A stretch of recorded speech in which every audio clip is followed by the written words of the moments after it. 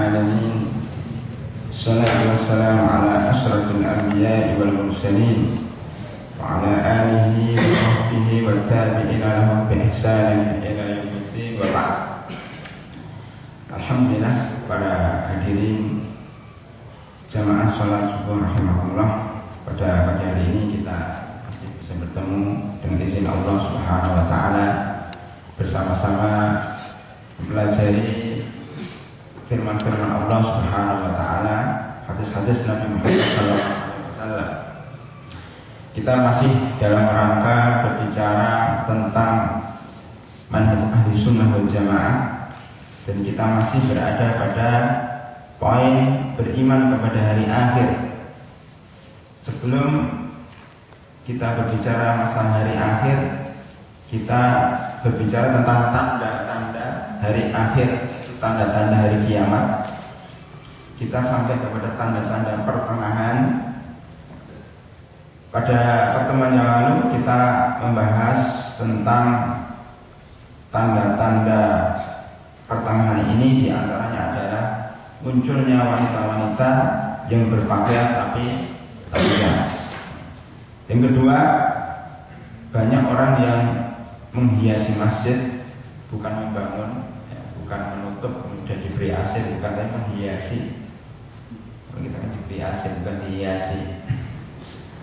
Menghiasi masjid tentunya dengan khat, dengan kaligrafi, kemudian ubahnya terbuat dari emas, pintunya terbuat dari perak, ya.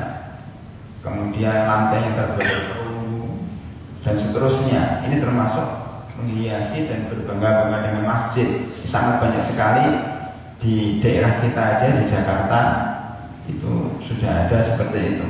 Kemudian yang ketiga, berlomba-lomba meninggikan bangunan, berlomba-lomba meninggikan bangunan. Khususnya orang-orang yang dulunya miskin, kemudian kaya mendadak, kemudian mereka senang untuk meninggikan bangunan. Kita lihat di Jakarta umpamanya, gedung-gedung sangat tinggi sekali, sampai ada yang sampai tingkat 30, 40, 50. Ini di Indonesia, belum di luar negeri, gedung-gedung tertinggi di dunia, bahkan bukan di Amerika, bukan di Eropa, tapi justru di negara-negara Arab. Namanya memecahkan rekor dunia. Mereka membuat bangunan yang sangat tinggi sekali, tertinggi di dunia. Tidak ketinggalan, di Mekah pun sekarang dibangun bangunan yang sangat tinggi sekali, melebihi menara Masjidil Haram. Ya, Ka'bah itu kalau dibanding dengan bangunan ini tidak ada artinya. Artinya sangat kecil sekali dibanding dengan bangunan yang sangat tinggi. Ini menunjukkan orang-orang berlomba-lomba meninggikan bangunan, dan ini menunjukkan dekatnya hari kiamat. Hari kiamat seperti itu, dekatnya hari kiamat seperti itu. Kemudian pada pagi hari ini kita akan membahas poin yang keempat, yaitu melimpahnya harta. Melimpahnya harta. Rasulullah SAW bersabda, la taqumus sa'atu hatta yaksura fikumul mal. Tidaklah datang hari kiamat hingga harta itu melimpah.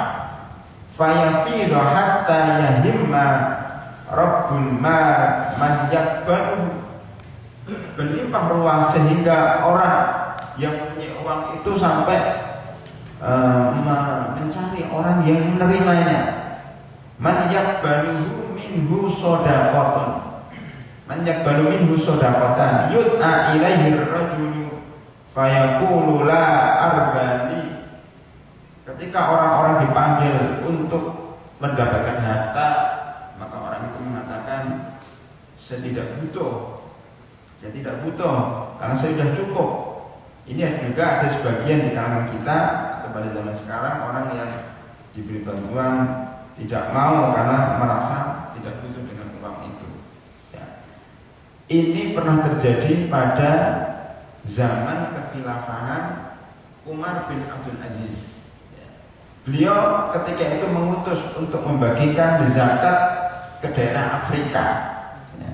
Tetapi petugas zakat ini kembali dengan uang yang masih penuh karena tidak ada satupun orang yang mau menerima zakat ini. Subhanallah, itu terjadi pada zaman Umar bin Khattab, di mana setiap orang itu sudah cukup.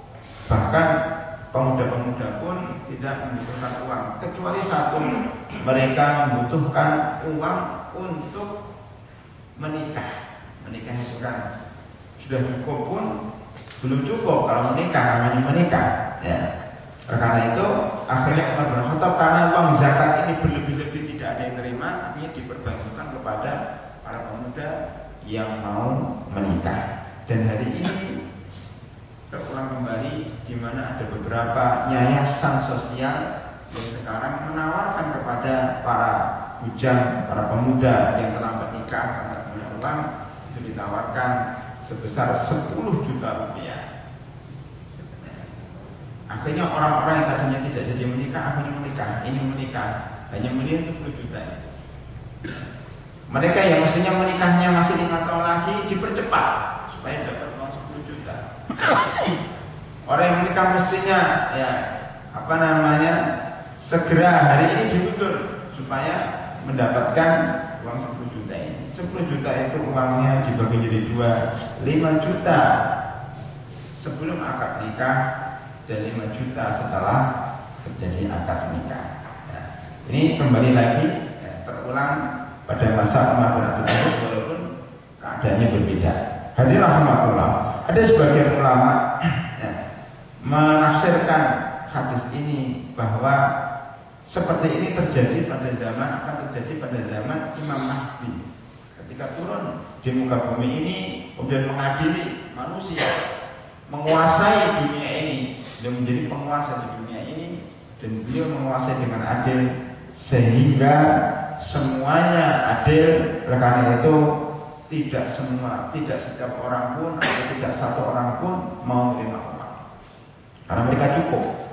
Atau dikatakan bahwa orang yang kelebihan uang karena tahu ini sudah muncul Imam Mahdi dan dekatnya hari kiamat, maka uang-uang yang banyak itu takut nanti ditanya oleh Allah Subhanahu wa Ta'ala, dia ingin menginfakkan kepada orang-orang yang lain. Tetapi orang lain pun ketika tahu ini hari kiamat gak menerima ngapain dan banyak-banyak uang, sementara kita mau hari kiamat. Itu penafsiran sebagian ulama tentang hadis ini. Anak melihat bahwa tanda-tanda hari kiamat, salah satu tanda hari kiamat adalah melimpahnya harta. Sekarang juga kalau kita katakan melimpah harta, sekarang juga harta itu melimpah. Buktinya Jakarta macet. Kenapa macet?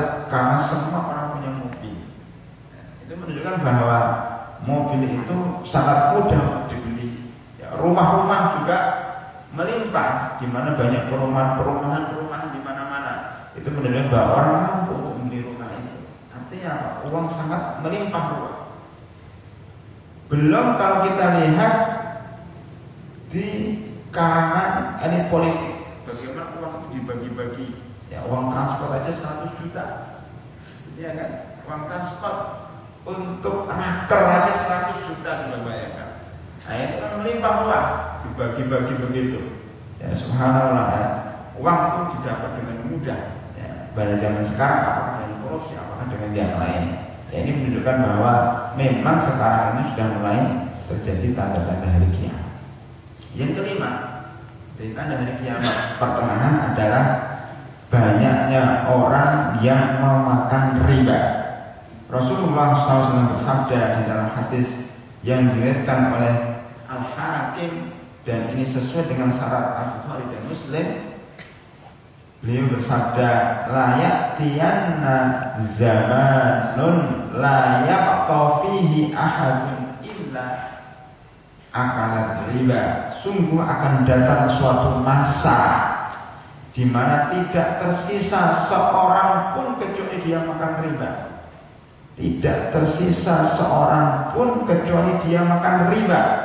Fa in lam yakulhu, seandainya dia tidak benar memakan langsung, dia memakan secara tidak langsung.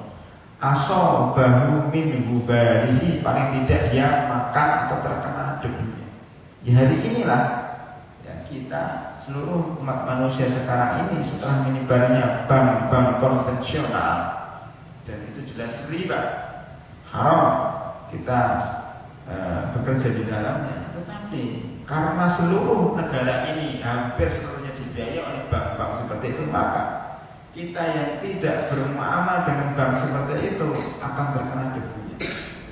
Karena debunya, contohnya pom bensin itu hampir semuanya dibiayai oleh bank konvensional, utang dulu. Ya, berarti juga kita ketika mengambil dari pom bensin itu kita terkena debunya. Jalan tol dibuat dari uang riba. Kita pun ketika masuk jalan tol kita kena ribanya. Kita beli motor kredit dari dealer, nah itu bahkan kadang-kadang langsung kena ribanya. Kita kredit dan kita sepakat bahwa kalau terlambat kita akan membayar denda, itu juga riba. Kita beli mobil juga seperti itu ya. Makanya sangat susah kita pada hari ini untuk keluar dari debu riba ya. Bank muamalat, bank syariah juga itu juga ada debu-debu riba. Debu-debu riba artinya mungkin mereka juga menyimpan di bank profesional juga, atau mereka di bawah, paling tidak di bawah naungan Bank Indonesia. Bank Indonesia pun di bawah naungan Bank Dunia dan seterusnya. Memang sangat susah kita hidup ini untuk keluar dari jeratan riba. Paling tidak tadi kita terkena debunya, walaupun kita tidak makan, tetapi kita terkena debunya. Ini menunjukkan bahwa hari kiamat sudah semakin dekat. Yang keenam, kaitan dari kiamat pertengahan adalah disia-siakannya amanat. Rasulullah SAW bersabda ketika ditanya oleh seorang badui dalam suatu pembicaraan seperti ini, ada orang badui tanya, ya Rasulullah, kapan hari kiamat? Gitu. Kemudian Rasulullah cuek aja terus beliau bicara. Maka ada sebagian sahabat mengatakan, oh itu pertanyaan nggak pas, makanya Rasul tidak menanggapi. Ada yang mengatakan tidak, ya, itu beliau tahu tapi nunggu selesai pembicaraan dulu. Makanya ketika Rasulullah SAW berbicara, sudah selesai berbicara, beliau menanyakan, mana yang bertanya tadi? Siapa yang katakan tadi? Maka sang badui mengatakan, saya Rasulullah. Beliau menjawab, tanda hari kiamat adalah idza dhuyi'atil amanah, jika amanat itu disia-siakan. Idza dhuyi'atil amanatu fantadhiris sa'a, jika amanat itu dihilangkan maka tunggulah hari kiamat. Tunggulah hari kiamat berarti itu tanda hari kiamat. Fantadhiris sa'a, tunggulah hari kiamat. Ada yang bertanya, wa kaifa idha'atuha, bagaimana menyanyikan amanat ini? Qala idza wussidal amru ila ghairi ahlihi fantadhiris sa'ah, jika urusan ini diserahkan kepada orang yang bukan profesional, bukan profesinya, orang yang bukan ahlinya, maka tunggulah hari kiamat. Karena kalau suatu jabatan atau suatu kedudukan tidak diduduki atau tidak dipegang oleh orang yang profesional, maka menjadi rusak. Nah, kita lihat pada hari ini, yang pertama, jabatan-jabatan dipakai berlomba-lomba untuk mencari uang. Karena susahnya mencari pekerjaan, maka orang berlomba-lomba untuk ke partai politik demi mendapatkan uang. Ya. Karena itu jabatan pun sekarang kalau orang ingin menjadi camat, ya, menjadi bupati, menjadi gubernur, ya, menjadi presiden pun harus mengeluarkan uang yang banyak. Kalau tidak ada uang nggak bisa menjadi pejabat, itu sudah rahasia umum. Karena itu sering ketika ada pemilu itu ada serangan fajar.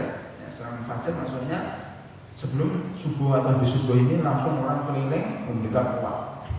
Ya, memberikan uang 10.000, 50.000, 100.000, ya, agar mereka memilih orang yang membagikan uang itu. Dan ini yang terjadi sekarang di Indonesia. Ya, para politik kita jadi gonjang-ganjing karena politik uang. Nah, ini menunjukkan bahwa memang kalau seseorang itu menjabat bukan karena profesi, bukan karena keahlian, hanya karena menang, karena uang, maka negara jadi rusak. Kenapa? Kalau dia menjabat sesuatu, gubernur, bupati atau camat, ketika menjabat karena dia mengeluarkan uang banyak, tentunya ketika menjabat itu dia mengumpulkan, mengembalikan modalnya kembali.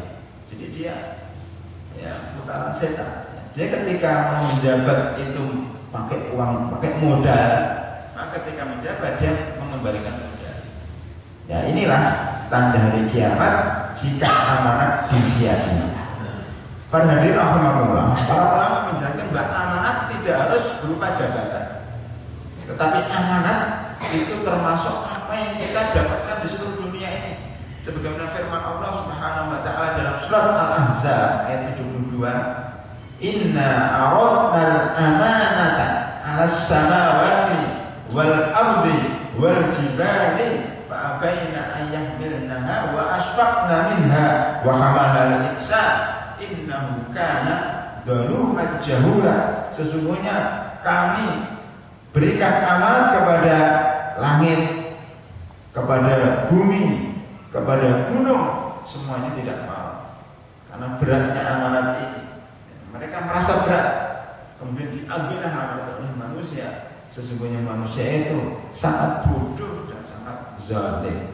Karena itu orang yang tidak memegang amanat, yang ini kan amanat itu, dia mesti bodoh dan mesti zalim. Karena itu dari ayat ini amanat itu adalah seluruh apa yang kita pegang.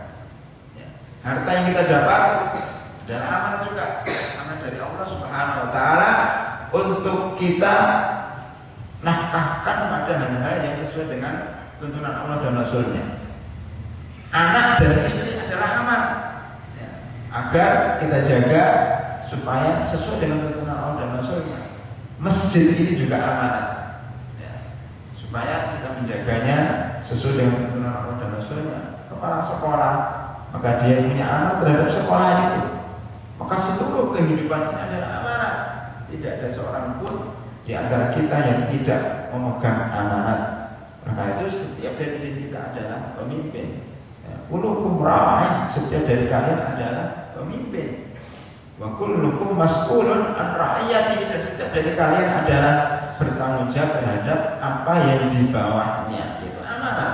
Karena itu ketika amanat itu sering diletakkan, amanat itu sering dihilangkan, disia-siakan, maka terjadi hari kiamat. Hari ini jelas secara tidak tidak diragukan kembali bahwa kita ini kebaikan dari umat Islam itu juga sudah mulai menyelewengkan amanat ini sehingga rusak dunia ini. Ya. Kemudian yang ketujuh, termasuk tanda hari kiamat adalah meniru perilaku orang kafir. Rasulullah sallallahu alaihi wasallam bersabda, "La taqumus sa'atu hatta ta'khudha ummati bi ahdil quruni qablaha shibran bi shibrin dhira'an bi dhira'." Tidaklah muncul hari kiamat hingga umatku ini mengambil budaya umat-umat sebelum umatku, sejengkal demi sejengkal, sehasta demi sehasta. Faqila ya Rasulullah, dikatakan kepada Rasulullah, ya Rasulullah, siapa itu? Kafaris warum, apakah seperti Persia dan Romawi? Faqala wa man an-nas, dan siapa dari manusia itu? Wa man an-nasu illa ulaik, bukankah di dunia ini adanya dua-dua itu, Persia dan Romawi?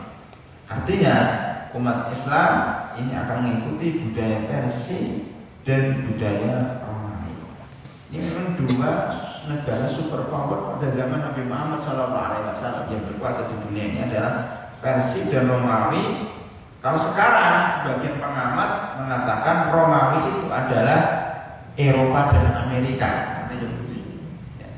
Persia adalah Iran. Letaknya memang dulu Persia di Iran, Majusi dulu, dan sekarang wilayah dalam wilayah Iran dan Irak itu adalah Persia.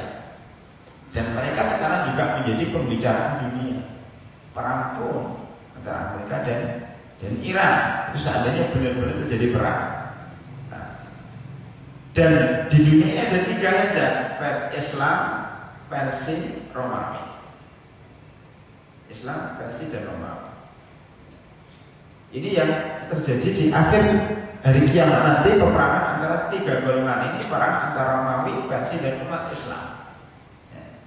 Ini sebagaimana dalam hadis yang dikatakan oleh Imam Bukhari. Ini lafaz Imam Bukhari, Persia, dan Rom. Tetapi dalam lafaz Imam Ahmad disebutkan la tattabi'unna sanana man kana qablakum, benar-benar kalian akan mengikuti sunnah kebiasaan. Di sini kita bisa mengambil kesimpulan bahwa sunnah sin non itu artinya kebiasaan, perilaku.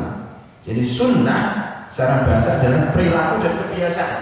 Apakah kebiasaan buruk, apakah kebiasaan baik? Di sini hadis ini menunjukkan bahwa kebiasaan juga berlaku bagi kebiasaan buruk.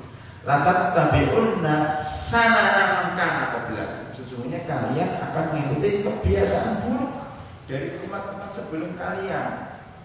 Shibran bi shibrin, dira'an bi dira'in, sejengkal demi sejengkal, sehasta demi sehasta. Itu menunjukkan bahwa kita mengikuti benar-benar mengikuti, selangkah demi selangkah kita ikuti. Hatta law dakhal jurrata bin adakhaltumu, sampai kalau mereka itu masuk ke dalam lubang biawak, maka kamu juga akan mengikutinya. Hadis ini menunjukkan kita diperintahkan untuk meneliti biawak itu apa, lubangnya bagaimana. Itu secara tidak langsung. Bagaimana kita mau memahami hadis ini kalau nggak tahu biawak?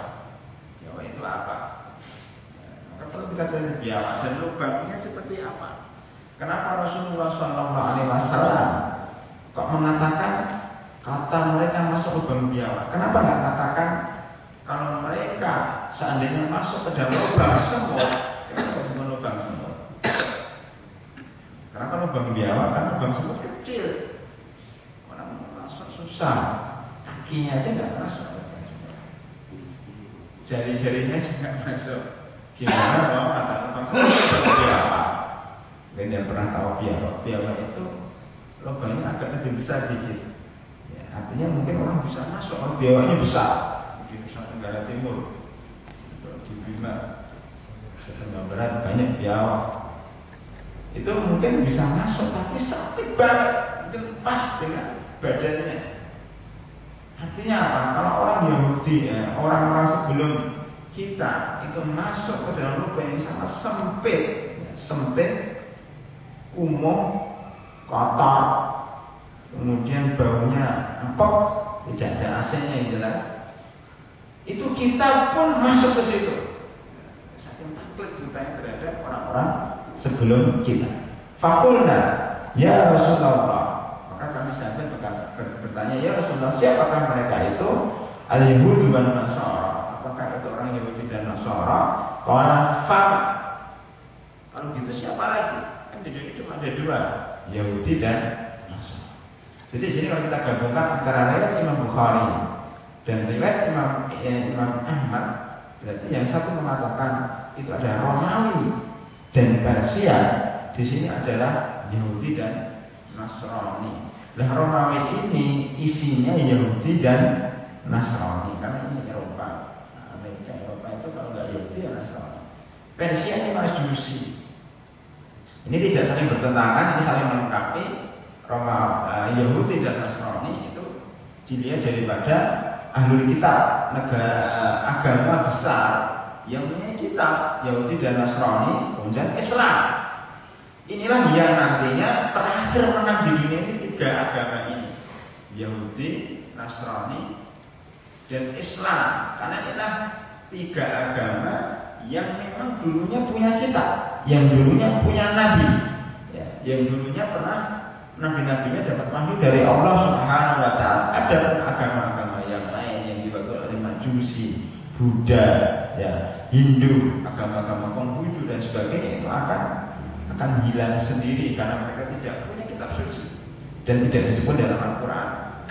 hatta Majusi sendiri Persia itu disebutkan dalam Al-Quran, tapi tidak sebanyak Yahudi dan Nasrani. Nah, karena itu jika kita gabung dengan hadis Rasulullah SAW bahwa di akhir zaman nanti itu akan ada 3 kelompok yang sangat besar, Islam, Romawi dan Persia. Maka Romawi ini masuk Yahudi dan Nasrani. Maka ketika umat Islam dan umat Romawi ini bersatu melawan Persia, Persia penyembah api ini sudah hancur dan kalah, ya, maka yang tinggal di dunia ketika hari kiamat itu sebelum hari kiamat adalah Islam dan Romawi, Islam, Yahudi dan Nasrani. Dan ini akhirnya berperang juga, dan akhirnya orang Romawi kalah, orang Yahudi kalah, sampai batu yang ada di Palestina di Masjidil Aqsa mengatakan, ya Muslim, wahai Muslim, di belakang saya ada orang Yahudi, bunuhlah, kecuali pohon Gharqad. Gharqad inilah yang sekarang ditanam oleh orang-orang Yahudi supaya dia bisa bersembunyi dan tidak diberitahu persembunyian mereka oleh pohon Gharqad. Ya, ini satu hadis dengan yang lainnya insya Allah tidak saling bertentangan. Yang jelas kita umat Islam memang hari ini mengikuti kebudayaan orang-orang Yahudi, orang-orang Nasrani, orang-orang Persia. Karena sekarang orang Persia karena Syiah menyebar kemana-mana, di Indonesia sudah banyak Syiah, dan mereka mengikuti cara ibadah mereka, pukul-pukul punggung, mereka membesar-besarkan atau terlalu memputuskan Husain, bahkan menyembah Husain dan seterusnya. Itu bukti bahwa umat Islam juga mengikuti kebudayaan Persia, ya. Persia termasuk tabut yang ada di Bengkulu, yang ada di Pariaman, ya, itu sebenarnya kebudayaan yang dulunya dari Persia, dari orang-orang Iran, dari orang Syiah yang meratapi kematian Husain. Itu bukti bahwa ini sudah mendekati hari kiamat. Tetapi keikutan kita, makna kita kepada orang Persia itu jauh lebih dikit dibanding kalau kita ikut dengan Yahudi dan Nasrani. Kita lihat dalam kehidupan kita ini hampir semua kita mengikuti Yahudi dan Nasrani dalam semua lini kehidupan. Jadi ilmu, politik, sosial, budaya, teknologi, ya, semuanya mengikuti dari orang Yahudi dan Nasrani. Ini menunjukkan bahwa memang tanda hari kiamat itu sudah nampak di depan kita. Kata tabi'unna sanan kana qablakum shibran bi shibrin zira'an bi zira'in hatta la takhruju bi rabbin kadafaltumu kila ya Rasulullah al-yahudu wa nasara qala. Termasuk yang paling menonjol adalah dalam masalah budaya, dalam masalah musik dan seterusnya. Kita lihat seluruhnya mengikuti gaya-gaya orang Yahudi dan Nasrani. Makanya pada poin yang ke-8, tanda hari kiamat yang ke-8, hari kiamat pertengahan, tanda pertengahan yang ke-8 tentang hari kiamat adalah dihalalkannya sutra, khamr dan perzinahan. Sebagaimana sabda Rasulullah Sallallahu Alaihi Wasallam, la yakunanna fi ummati kaumun yastahilluna al-qirra. Akan ada pada umatku ini, umat Islam maksudnya, ya, umat Islam ini akan menghalalkan pertama al-qir, haqra. Al-qirra, qirra itu artinya al-farju, al-farja, kemaluan. Menghalalkan kemaluan, maksudnya menghalalkan perzinahan. Kita lihat ya, sekarang itu perzinahan juga ada di mana-mana, udah biasa. Penelitian juga menyebutkan bahwa rata-rata mahasiswa di Jakarta, atau di Jogja, atau di Surabaya, di kota-kota besar itu hampir yang sudah melakukan hubungan seksual di luar pernikahan itu 50%. Itu mahasiswa. Ya. Ada juga yang SMA, ada juga yang SMP. Itu sudah banyak yang melakukan hubungan seksual di luar pernikahan. Belum ada namanya hari selingkuh nasional. Jadi para pegawai di kantor itu harus tahu namanya hari selingkuh nasional. Itu kapan hari selingkuh nasional? Dari Senin sampai hari Jumat. itu hari selingkuh nasional. Kalau hari keluarga nasional itu hari Sabtu dan Ahad, jalan-jalan sama anak dan istrinya. Itu hari keluarga memang. Ya, jadi Sabtu dan Ahad. Tapi kalau Senin sampai Jumat itu hari selingkuh nasional. Kenapa hari selingkuh nasional? Kebanyakan atau sebagian ya, dari umat Islam, terutama di kantor atau di perusahaan-perusahaan besar itu, lihat aja sepanjang Jalan Gatot Subroto, sepanjang Jalan Sudirman, sepanjang Jalan Rasuna Said, Kuningan, daerah-daerah elit, Mega Kuningan dan seterusnya itu kalau pagi mereka di kantor dari jam 8 sampai jam 12 sampai jam 1. Kalau makan siang itu nggak balik lagi. Ini pengakuan mereka sendiri, di antara mereka dia mengaku konsultasi lewat internet. Ya, bukan kepada saya, kepada orang lain. Tapi mereka mengaku sendiri karena saya adalah seorang sekretaris di perusahaan. Umur saya 32 tahun, saya belum menikah. Saya sering diajak oleh bos saya untuk makan siang, tapi nggak balik lagi. Makan siang, mungkin karena di hotel. Nanti baru jam 8 selesai, baru pulang. Mungkin biasa seperti itu. Ya. Belum yang diajak melakukan survei luar kota. Itu banyak sekali luar kota. Kalau yang ini pernah ada satu keluarga yang datang ke tempat saya juga cerita seperti itu. Jadi ini bukan rahasia ini rahasia umum. Keluarga, salah satu keluarga dari mereka datang kepada saya. Kenapa? Karena suaminya itu mengikuti hari selingkuh nasional. Dia sering pulang kerja, pulang pergi itu bersama teman kerjanya satu kantor. Ya, dia bekerja di salah satu perusahaan telekomunikasi. Ya, mereka satu kantor, sama-sama alma mater ya. Mungkin dulu pacarannya ya, dan seterusnya. Karena satu kantor ya, pulang pergi bersama-sama sampai diantar ya. Lama-lama senang tresno jalaran kulino cinta karena sering melihat, sering ketemu cinta ya. Akhirnya lama-lama mereka sudah biasa sebagai suami istri. Kalau izin sama istrinya, saya mau rapat nih, mau meeting ini, ya di luar kota. Itu maksudnya meeting dengan perempuan ini. Ya. Di mana mereka bersama-sama, ya terus terjadilah perselingkuhan. Ini suami dan istrinya. Kemudian suami dan perempuan ini itu ada di tempat lain, di kota lain. Jadi istrinya itu bekerja di Jakarta sendiri. Suaminya pun walau alam bisawab itu juga mungkin selingkuh juga, karena mengetahui istrinya selingkuh ya sudah biasa-biasa saja. Mungkin dia di rumah juga selingkuh. Nah ini baru beberapa kasus yang kita tangani dan beberapa hal atas pengakuan daripada seorang ya, sekretaris pribadi ya, dan seterusnya. Dan ini sangat banyak sekali. Bahkan sampai kalau dia mengatakan sering saya diajak bos saya ya, makan siang keluar kota dan seterusnya. Tetapi ketika bos saya tidak ada, saya diajak oleh bos yang lain. Coba bayangin, kalau bosnya nggak ada, diajak oleh bos yang lain. Ini gara-gara apa? Gara-gara pekerjaan yang tidak kondusif dan juga gara-gara dia tidak menikah. Terlambat menikah itu musibah. 32 tahun seorang penuh belum menikah itu tidak teman-teman. Mestinya dia bisa menikah pada umur 16 tahun, 17 tahun. Dan terbukti secara medis bahwa pernikahan dini itu sangat membawa manfaat dunia akhirat. Pernikahan dini sejak umur 16 tahun, 17 tahun kalau perempuan menikah sangat bagus sekali. Dan ini dilakukan oleh orang-orang desa pada zaman dahulu. Ya, secara medis bahwa orang yang hamil sebelum 20 tahun relatif lebih aman dibanding yang hamil setelah 30 tahun atau setelah 40 tahun.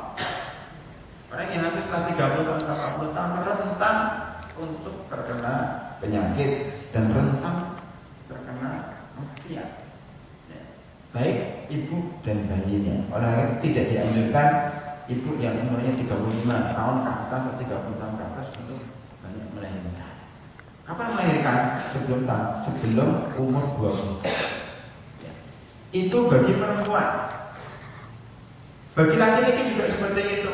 Semakin muda dia menikah, semakin baik. Ya, menurut kesehatan. Belum menurut sosial. Dari sosial, dia langsung terangkat derajatnya ketika sudah menikah dan dia lebih dewasa lebih cepat. Ya. Dia akan bertanggung jawab terhadap istrinya. Menurut penelitian juga bahwa para pegawai di kantor-kantor itu, orang yang menikah jauh lebih produktif dibanding orang yang belum menikah. Bagaimana bisa? Karena orang yang menikah itu ketika bekerja, dia bekerja mikir anak dan istrinya. Dia sungguh-sungguh, kalau saya tidak bekerja, anak dan istri saya makan apa? Nah, kalau tingkat saya tidak naik terus, kasihan anak dan istri saya, maka dia bekerja sungguh-sungguh. Ya, tapi bagi yang bujang, orang yang belum menikah, dia bekerja untuk siapa? Uangnya lebih-lebih. Saya malas-malas saja, kalau dikeluarkan juga nggak apa-apa. Saya cari kerja yang lain. Toh saya hanya membiayai diri saya sendiri. Tidak perlu uang banyak-banyak. Uangnya untuk foya-foya saja. Dia tidak bertanggung jawab. Dari sisi sosial dan dari sisi kinerja pun orang yang menikah itu jauh lebih produktif dan juga dalam penelitian. Karena dia ada rasa tanggung jawab. Apabila anaknya banyak, semakin sungguh-sungguh dia bekerja. Anak mikir, ini kan untuk anak saya yang pertama, kedua, ketiga, anak yang 10 Pak, pakai. Jika dia pakai uang apa, dia bekerja lagi. Semakin anaknya banyak, semakin sungguh-sungguh dia bekerja. Kalau kerjanya untuk anak dan istrinya yang satu. Kalau istrinya 2, lebih rajin lagi bekerja. Sampai saja. Makanya yang paling dia bekerja dari istri yang punya istri 4. Karena dia punya tanggung jawab, dia istri. Nah, ini dari sisi sosial. 40 kan. Kemudian para hadirin rahimahullah, ini dari sisi sosial. Belum dari sisi sisi psikologi. Orang yang menikah yang dini itu jauh lebih baik. Bahkan dikatakan orang itu kalau menikah, kita lihat rupanya di dalam bukunya Zadul Ma'ad, ya, bahwa menikah atau dengan dalam tip Nabawi, ya, bahwa menikah dengan orang yang dicintai, ya, itu menyehatkan. Bergaul dengan orang dicintai itu menyehatkan. Artinya kalau menikah dengan yang lebih muda, ya, orang yang dicintai itu sehat dibanding kalau kita nikah dengan anak-anak. Jadi sangat kesehatan berbeda. Kalau semangat dia menikah dengan anak-anak, nah, itu menyebabkan dia tidak terlalu plong gitu, tidak terlalu puas. Karena itu kadang dalam psikologinya. Makanya nanti ada dalam kesehatan mental bahwa ketika mendidik anak pun kita biarkan anak bermain-main, itu kesehatan mental. Salah satunya adalah apa?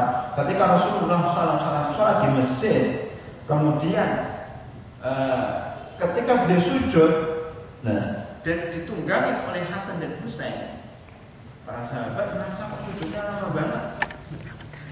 Ternyata Rasulullah bersabda, saya tadi memang sujudnya agak lama, tidak seperti biasa. Karena apa? Karena anak saya atau cucu saya itu naikin punggung saya. Saya tidak mau mengecewakan cucu saya. Biarkan dia puas, kalau puas saya baru bangkit. Lihat bagaimana Rasulullah saya itu berusaha bagaimana anak ini supaya puas dulu. Kepuasan itu perlu di dalam keluarga. Apakah itu anak, apakah istri. Nah, kalau kita masuk ke dalam ranah keluarga, rumah tangga, maka keluarga yang bahagia itu kalau suami dan istri itu merasa puas dengan pasangannya masing-masing.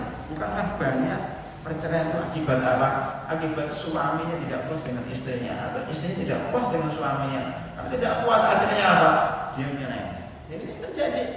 Kasus-kasus yang saya tangani, keluarga yang datang kepada saya itu kemungkinan besar karena masing-masing dari keluarga ini, dari pasangan ini tidak memuaskan suaminya atau tidak memuaskan istrinya, sehingga menyerah. kalau imannya tidak kuat itu bisa menyeleweng. Makanya kenapa Rasulullah SAW bersabda, jika seorang istri berada di cerobong, pucuk cerobong atau sedang masak atau sedang dalam kondisi yang tidak memungkinkan, kemudian dipanggil oleh suaminya, maka datanglah. Kenapa? Kalau dia nggak datang ke suaminya, istri saya susah banget, udahlah saya keluar. Dia akhirnya selingkuh, istrinya sama susah diajak. Nah ini hal-hal yang kadang-kadang kita remehkan, justru inti daripada keluarga. Ya. Jadi rahimahullah, maka di sini zina menjadi halal jika masing-masing pasangan suami istri itu tidak perhatikan adab-adab Islam. Saya teruskan lagi karena masih sedikit. La yakunanna fi ummati qaumun yastahilluna al-khirqa, menghalalkan kemaluan, itu menghalalkan zina. Wal harira, sutra. Banyak orang pakai sutra sekarang. Wal khamra, minuman keras. Anti peraturan perda, peraturan daerah anti miras digoyang ya, oleh Kementerian Dalam Negeri. Kenapa? Karena bertentangan dengan peraturan di atasnya. Jadi kalau di Indonesia ini, peraturan bawah itu harus sesuai dengan peraturan di atas. Peraturan di atasnya harus sesuai dengan peraturan yang di atas, itu undang-undang dasar. Undang-undang dasar harus sesuai dengan Pancasila, begitu seterusnya. Padahal di sana ada peraturan lebih tinggi, yaitu peraturan Allah Subhanahu wa Ta'ala. Maka sekarang juga terjadi keributan karena apa? Undang-undang perda anti miras ini yang sudah benar seperti itu ini digoyang karena bertentangan dengan undang-undang yang di atas, bahwa dibolehkan mengedarkan khamar, minuman keras di tempat-tempat tertentu, dalam kadar tertentu untuk menghormati para tamu, menghormati turis dan sebagainya. Itu di undang-undang tertentu dibolehkan. Padahal aturan daerah itu tidak bolehkan sama sekali. Nah ini akhirnya menjadi masalah karena umat sekarang menghalalkan khamar, minuman keras. Bahkan dalam hadis lain nanti saya sampaikan dalam hadis lain bahwa sekarang itu minuman keras dikeluarkan dengan nama yang bukan minuman keras. Bahkan saya dengar sekarang namanya bir bintang, yang mestinya itu adalah minuman keras, sekarang berusaha membuat minuman alkohol 0% ya, dengan bir bintang, ya, seperti Coca-Cola, Fanta dan sebagainya, dalam bentuk botol-botol itu seperti itu dengan merek bir bintang, itu supaya masyarakat familiar dengan namanya bir bintang, sehingga tidak marah-marah jika ada orang minum bir bintang. Padahal bir bintang itu aslinya adalah khamar, ya. Kemudian dibuat untuk mendekati masyarakat dengan 0% dari alkohol. Alhamdulillah min dzalik. Dan ini suatu cara agar khamar itu masuk ke dalam masyarakat. Yang terakhir wal ma'azif, yaitu menyebarnya alat-alat musik sebagaimana sekarang tidak ada satupun yang televisi kecuali dalamnya ada musik, dan tidak ada suatu acara pun kecuali dalamnya ada musik-musik. Bahkan sekarang ada audisi gandum, audisi macam-macam, itu diminati oleh banyak orang. Subhanallah, ini adalah tanda-tanda hari kiamat. Jadi rahimahullah, dalam pembahasan kita masih ada sambungannya. Mudah-mudahan dari segi ini bermanfaat. Sebelum saya tutup, mungkin ada 1-2 pertanyaan. Kalau ada, mudah-mudahan tidak ada, sudah jelas. Demikian para hadirin rahimahullah. Lebih kurangnya saya mohon maaf. Subhanallah wa bihamdika asyhadu an la ilaha illa anta astaghfiruka wa atubu ilaik. Assalamualaikum warahmatullahi wabarakatuh.